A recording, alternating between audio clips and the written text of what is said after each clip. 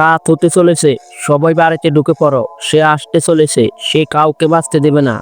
আরে কে আসবে? তোমরা সবাই এমন করে দৌড়াচ্ছ কেন? এই ছেলে, তুই এখানে কি নতুন? যদি বাঁচতে চাস তাহলে তাড়াতাড়ি কোথাও লুকা, না হলে সে তোকেও মেরে ফেলবে।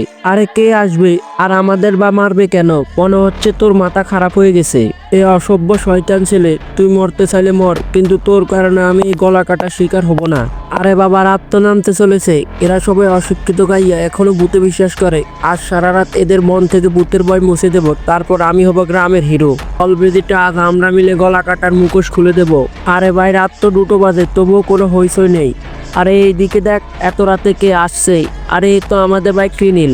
আরে তুই কোথায় ছিলি? তোদের বাড়িতে ঘুরতে গেলাম, আর তুই তো বাড়িতে ছিলি না। আমি তো কাজ করতে গিয়েছিলাম, বাড়ির অবস্থা খুবই খারাপ, তাই দিন রাত খাটছি। জানিস, গ্রামে গলা কাটা ভূত ঘুরছে, ওকে ধরার জন্য আমরা কবে থেকে এখানে বসে আছি।